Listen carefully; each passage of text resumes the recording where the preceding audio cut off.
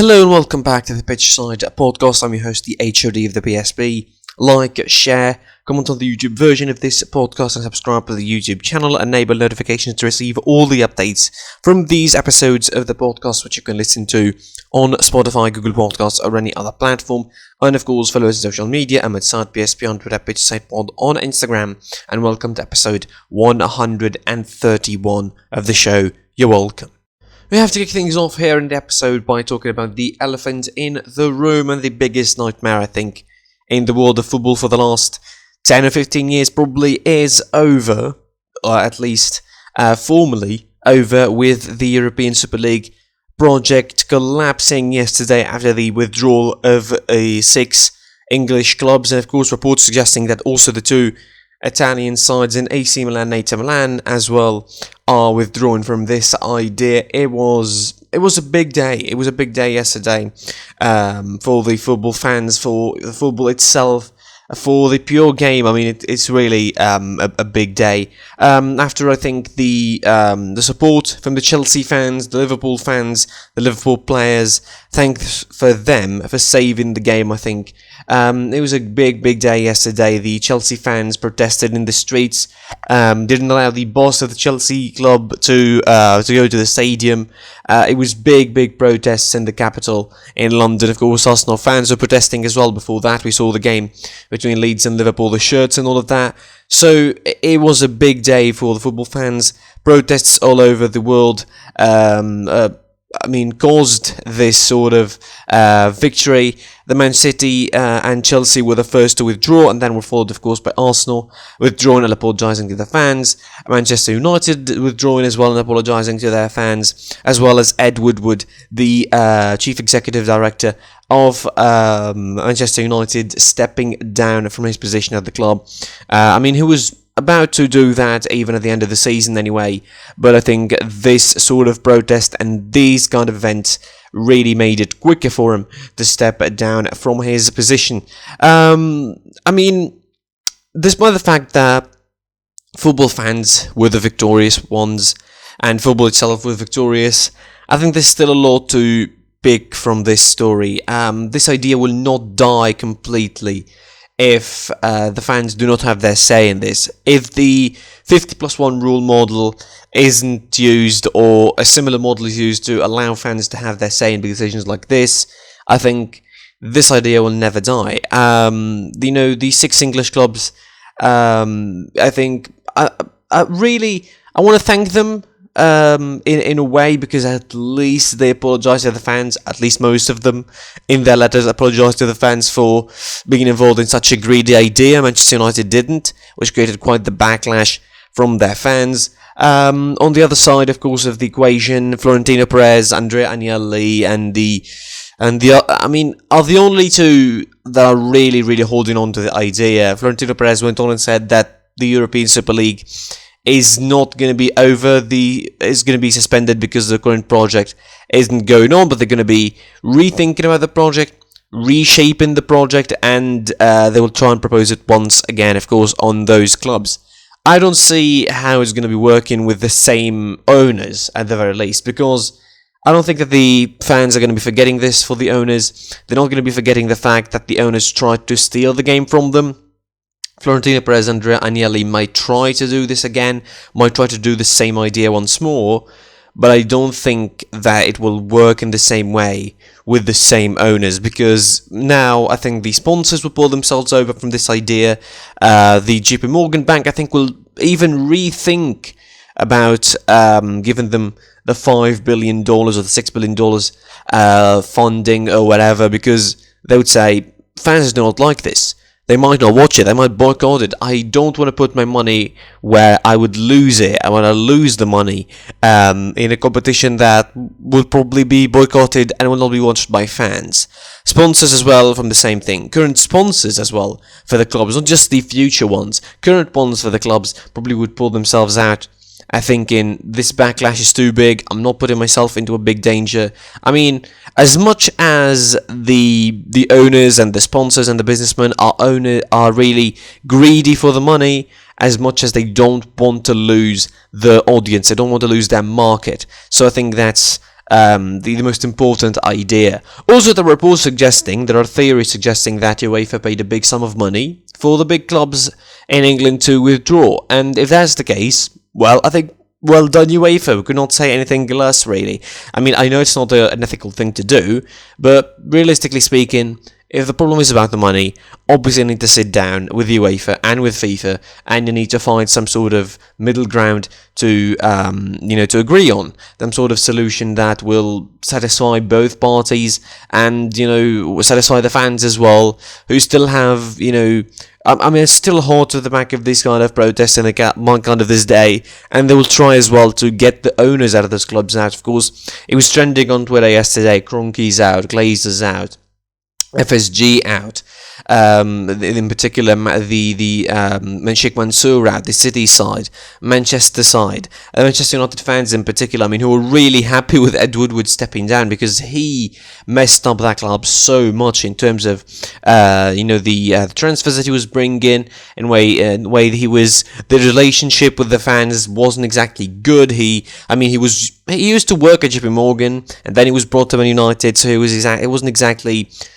football entrenched before going to United, before joining in 2013. Now he stepped down. I think it's a big day for the Man United fans. They will really, really be happy about this. So overall, at least for the moment, we could say that the worst nightmare in the world of football for the last decade or so is over, and we could, enjoy the rest of the season normally, like normal people. I don't know exactly how that's going to be happening, but whatever it is, it will be the case anyway. Congratulations for the football fans, thanks for the Chelsea fans, and of course, hopefully the rules are going to be implemented to help the clubs financially and also to allow the fans to have their say, so we don't have things like this. Obviously, if there's any updates of this story, if there's any re-proposals again, or there's any other ideas that are going to be related to this, obviously we are going to be discussing them here on the show. Let's move on from the greedy of the owners and let's talk about actual football, and we start from the Premier League. Chelsea played Brighton on Tuesday in the Stamford Bridge, and it wasn't an enjoyable game to watch. Obviously, the players' minds were not there after the protests of the whole day from the Chelsea fans, and they didn't allow the boss for around half an hour to get to the stadium, so it was a pretty weird game. They entered the stadium late, they prepared for the game late, and the game itself started late. It was supposed to start at 8 p.m, it started at 8:15. So, Chelsea players were not there, the minds were not there again, and it showed on the pitch. The game wasn't exactly beautiful. It was an ugly, ugly watch from both sides. I definitely thought, Chelsea are not going to be winning with this way. Brighton actually had better chances in the second half in particular. They could have scored, they could have won the game, and they could have really scored at least twice or three times in the second half. I mean, the fact is, Chelsea now should focus now that this whole crisis should be put behind them now, and the players should focus on keeping their fourth place at the moment in the top of the table, keeping their place in the top four for the next season. Champions League, at least it's going on at the moment. Obviously, it was confirmed as well that the semi-finals are going to be played and there will be no problem in that now. So definitely Chelsea's focus now should be on the next game, should be on the game against West Ham in the midweek, and then of course they turn their attention to the big fixture against Real Madrid in the Champions League. But for the moment, this is a one-off. I'm sure this is a one-off. I don't think that their focus and their concentration is going to be affected that much, or that's going to be happening once again in the future. So I don't really see a reason why Chelsea could lose the game against West Ham. I mean, it's going to be interesting really to see how they're going to be doing it, but I don't see a reason why this lack of concentration, why this lack of focus would happen again against West Ham in the future. The most important thing is they keep that top four spot and win and go to the Champions League next season. The Premier League still goes on, of course. On Wednesday, it's going to be Tottenham versus Southampton and Aston Villa facing Manchester City. The Premier League, moving on to the Bundesliga, and it was, of course, round 30 took place yesterday, and we can officially say that the Bundesliga title race is over and done with, and it is no more after, of course, the results of yesterday. Two big results proving that. Köln defeated RB Leipzig early on in the day, of course, 2-1, in a game that was dominated by Leipzig. I mean, Köln had only 3 shots on target, including the 2 goals. Leipzig had 25 shots, 6 on target, but only 1 goal in the game. Officially, the title now is lost. I mean, they had a decent season, but I think officially now, we could say, Bayern Munich, congratulations for the 9th title in a row in the Bundesliga. It wasn't an effective performance from Leipzig, that's what I want to say.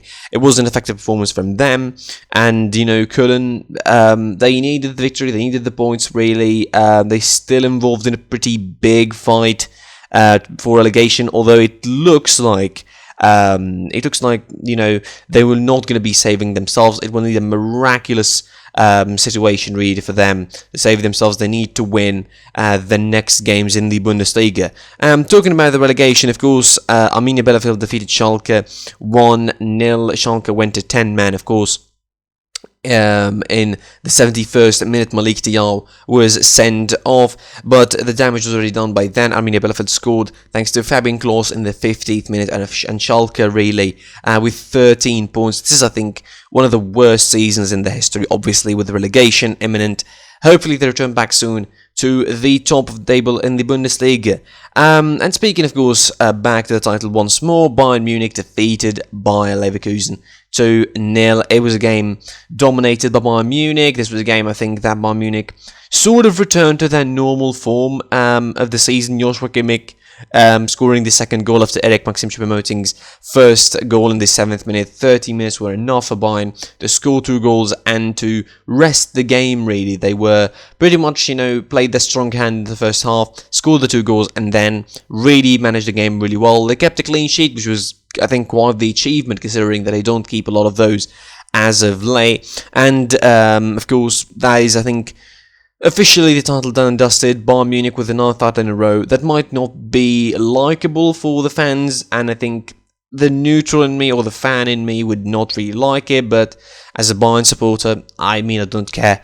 Bayern Munich are too strong, really, for the other Bundesliga teams. That doesn't mean that they're weak, it just means that Bayern are too strong, and the other clubs just need to up their game, I think, a little bit in the next season. Something that is not over, though, is the top 4 race in the Bundesliga, the Champions League spots. Of course, Eintracht Frankfurt defeating Augsburg 2-0 at home. Of course, the goals coming in from Martin Hinteregger and Andre Silva to make it 2-0 for Eintracht Frankfurt, with the same result like Bayern. That gives them the 3rd spot now behind RB Leipzig, of course, with 56 points. Eintracht Frankfurt are carrying on the momentum, of course, proving that last week's result against Borussia Mönchengladbach is only a sort of a big banana slip that won't happen again anytime soon. The battle, of course, of the top 4 still continues, of course, still carries on, and there are some people or some other teams involved in this. Hertha Berlin host Freiburg today. Of course, the game was postponed. Hoffenheim hosting Borussia Mönchengladbach. Borussia Dortmund hosts Union Berlin, still, of course, wanting to be involved in that top 4 battle. VfB Stuttgart hosting VfL Wolfsburg. Of course, they still want to be involved in that battle as well. And Werder Bremen hosting FC Mainz 0-5. Of course, the big game, at least the big game with the most interest in it, this one is going to be both the Borussia Dortmund game and the Stuttgart versus Wolfsburg game. Borussia Dortmund want to go up in the table. They want to improve their spot. They want to get closer to the top 4. They want to still have hope, really. But I think if Wolfsburg win their game against Stuttgart, I don't think there's a lot of hope exactly left for Borussia Dortmund for this top 4 spots. Wolfsburg, with a great defense this season, one of the best defensive records of all time for them, the 2nd strongest defense of the Bundesliga, against Stuttgart going away from home. They might get a good result, really. Borussia Dortmund, on the other hand, are not really secure. After the exit from the Champions League, they're not really secure in their top 4 hopes, but they need every game matters. These next 4 games or so they're going to be having, aside from this one, of course, against Union Berlin, All of them need to be important. All of them need to be wins. 3 points in all of those games for Dortmund. They don't really care about the result of elsewhere. They shouldn't be caring about the results elsewhere. They should only be caring about winning their own games and defeating their opponents in the next couple of fixtures. Of course, looking at the running that Dortmund are going to be having, they're going to be facing, of course, Union Berlin in this one. Then they're going to have a direct clash with Wolfsburg in the next fixture. Then it will be Leipzig in the game in round 32. Then it will be Mainz in round 33, and in the final round it will be Bayer Leverkusen. That is quite the running for Borussia Dortmund. I mean, quite the clashes with the top 4 contenders. With them, of course, they face 3 of those. I mean, Leipzig are second place and pretty secured in second place, I would say. And then, of course, they have runnings with, again, Leverkusen and Wolfsburg as well. So it's going to be pretty interesting to see how the games are going to be working out for Borussia Dortmund. And, you know, finishing in top 4 or not is going to be affecting, of course, the next season, the transfers. Is Haaland going to be staying and all of that? It's going to be pretty interesting to see over the course of this season.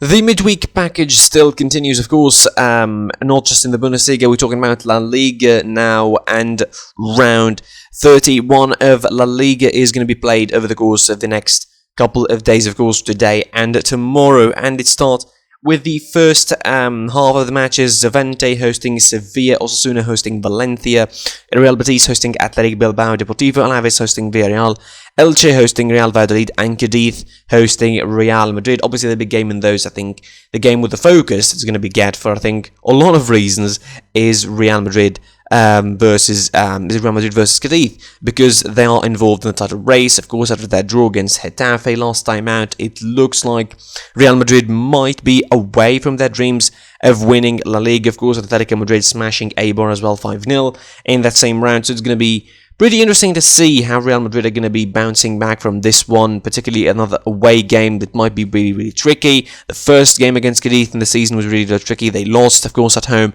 1-0 early on in the season, so that's going to be quite the turnaround if Cadiz manage to beat them again. Any sort of bad result here is going to mean that Real Madrid are going to be out of it. They're going to be seriously out of the title race. I mean, because any points are going to be dropped here. Atletico Madrid are going to be bouncing on them. They have an easy game at home against Huesca, so you expect Atletico Madrid to win. And Real Madrid, with the squad getting thinner at the moment for the injuries, of course, and right before the Champions League semi-final, I mean, things might collapse really at the end of the season for Real Madrid. I mean, from going to potential winning the double, winning both Champions League and the league, to winning the league maybe, to then collapsing in both, it's going to be quite a transition from the early form of the season. And again, Zidane, I have a sort of confidence in him to deal with this kind of injuries and the crisis that he has at the moment, and the squad getting thinner and thinner. But I don't really trust the players to perform on the pitch as much as he does, because they are exhausted, they are really tired from the schedule, from the games coming thick and fast, the amount of games, the intensity of the games as well, not just the amount of them, the intensity of those games, the likes of those games that drain the energy of the players, particularly the midfield. I think the midfield players were really horrible in the last game against Getafe. You would argue they were really horrible against Liverpool as well in the second leg. So you really want to talk about those players trying to get the energy back. It's patching up time for Real Madrid now. They have injuries. They don't know how the injuries are going to be, dealt with. They patch up. They move players into other positions. We saw Valverde playing against Liverpool as a right back. Karim Benzema was a sub in the last game. Mariano Diaz didn't give anything really of note, and you don't expect him to give anything of note, even if he started. So they're going to be relying on Benzema from here till the end of the season if they want to win La Liga. If they want to have any real chance of winning La Liga, they will rely on Karim Benzema going forward. Speaking of the Madrid side, of course, as I mentioned, Atletico Madrid face Huesca on Thursday, Granada face Eibar, Real Sociedad, Celta Vigo, and Barcelona host Getafe. That's going to be quite the day as well, in terms of on Sunday. I mean, Sevilla are a wild horse. They could win against Levante, and the results might work in their favour here for Real Madrid, Atletico Madrid and Barcelona. But I really assume that Atletico Madrid now, with the victory against Eibar, have enough in them to just finish the season as champions, to just get above the finishing line and, complete the season as champions. I don't really see them dropping points to Wesker, although they dropped points to to weaker opponents in the last couple of months, so you don't really get to be surprised about this one. Atletico Madrid, I think, found their rhythm in the game against Eibar, although not every opponent is Eibar, and Wesker themselves are not an easy fish to fry. Yes, they play in the relegation zone. Yes, they are 17th on the table and barely above the relegation zone, just above Valladolid at the bottom. So they're going to be playing every game like it matters. They're going to be playing every game like it's their last game of the season, and they might just make it a little bit harder for Atletico Madrid to win, but I still think Simeone's side have enough in them to defeat Wesker and, to just fend off the naysayers, because their form as of late have been somewhat of a horrible form for a team that wants to be the champions of La Liga. But now I think with the victory against Eibar, they should be back on the track, at least for the rest of the season. As far as Barcelona are concerned, and the game against Getafe, I don't really see them losing as well, because they just came up from the Copa del Rey win. They have the form, they have the performances now. They returned to somewhat of a great form as of late. They really on a roll, Barcelona. And the improvements, of course, they had under Koeman as of late are really showing. The loss against La Clásico, against Real Madrid in La Clásico, proved to be nothing more than a trip, nothing more than a slip. They're still second behind Atletico Madrid. And, of course, they're going to be hoping of a slip for Atletico Madrid, so they can probably get joint top maybe, or even go and try and close down the gap to 2 points at least, as they wait for the scores from Real Madrid and Atletico Madrid games. And since Barcelona play last, probably the pressure going to be on them really to achieve said result if both Madrid sides are victorious in the game. It's going to be really interesting to see how the game is going to be setting up. The table for La Liga before this game: Atletico Madrid 70 points, Real Madrid 67, Barcelona 65. They're still missing a game, of course. They could go top of the table if they do that. 64 for Sevilla at 4th, 49 for Villarreal, 48 for Betis at 6th, 47 for Real Sociedad at 7th, 39th for Granada at 8th, 38 for Levante, 38 for Celta as well, 37 for Athletic Bilbao and Osasuna, 36 for Cadiz, 35 for Valencia, 31 for Getafe, 27 for Alaves, Huesca and Valladolid, who are 18th, and Elche 26 at 19th, Eibar 23rd at the bottom of the table. And rounding up the episode, let's talk about another league that has a midweek schedule, of course, the Serie A. Of course, with round 32 taking place over the course of the midweek last night. It was Hellas Verona losing against Fiorentina 2-1 at home. Of course, Fiorentina, who are looking to improve their standing at the end of the season. Really, they're really on a decent form, Fiorentina, as of late, having a couple of decent wins as of late. I mean, they should be enough to finish in a good position. I mean, usually they would play for European spots, Europa League and Champions League as well, but this season wasn't one of those, and they barely, I think, escaped the unbelievable fate of maybe going down to the second division. So that is going to be quite the result for them, and it helps them in the rest of the season. As for today's matches, Milan host Sassuolo, and after an unconvincing performance against Genoa, they will try and recharge their batteries once again. They know that the pressure is on them now, with Atalanta, Juventus, and even Napoli closing down on them, and they could be out of the top four by the end of the season. I mean, they started the season as top leaders, the dreams getting bigger of winning the title, winning the Serie A. But then, of course, the form dipped so bad in the course of the season that the top four is even a big doubt at the moment for them. I want to see them back in the Champions League as a fan, personally. I want to see them back in the Champions League because they missed it, and the Champions League missed Milan, and they're one of the historic sides of the competition, so I want to see them back. We'll see how things are going to be working out for them. Bologna hosting Torino, Crotone hosting Sampdoria, Genoa hosting Benevento, Juventus hosting Parma as well, and after the loss against Atalanta, the problems are going to be creeping out once more, and any other result could mean that they're out of the Champions League spots. So, I mean, This is serious. Like, people who are doubting the idea of Juventus being out of the top 4 and being out of the Champions League spots, this is serious. This could happen. This could actually go down, and this could actually happen, because Lazio have a game in hand, by the way, and they're 58 points in 6. So they could be winning that game in hand, and if they win their game on the day against Napoli, so that's going to be quite interesting as well, they could go up to 4th, and this is going to be a ridiculous race for the top 4 in the Serie A, involving the 5 sides in Milan, Atalanta, Juve, Napoli, and Lazio, of course. Spezia hosting Inter Milan who are walking and, marching vociferously towards a title win, finally in Serie A since 2010, ending that drought, having the best season in a while, really, for them, at least in terms of the Serie A.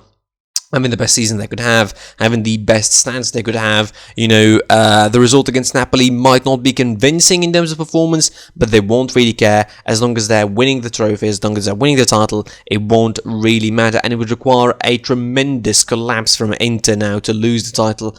Mathematically, it could still happen, but again, it would require a big collapse from them to lose the title at this point of the season, with all what Antonio Conte has done with the squad, all Antonio Conte has done with the players, of course, at this point, to go and, not win the title at the moment. It's going to be a massive collapse for Inter, of course, needed to win that trophy. Udinese face Cagliari, Roma face Atalanta, of course, an interesting one for the top 4, particularly for Roma at the moment, who are not having the best of results, not having the best of performances as well, not being convincing. Atalanta, after their win against Juventus, hoping to stamp their authority on the top 4 spots. They want to be in the Champions League once more. They seem to be quite familiar of getting there, and they want to get there, of course, once again. And lastly, of course, it's Napoli versus Lazio, a direct clash that could define as well how the top 4 is going to be heading to. If Lazio are going to get there, Napoli going to get there, the team is going to be dropping points in this one and is going to be losing outright. It probably won't see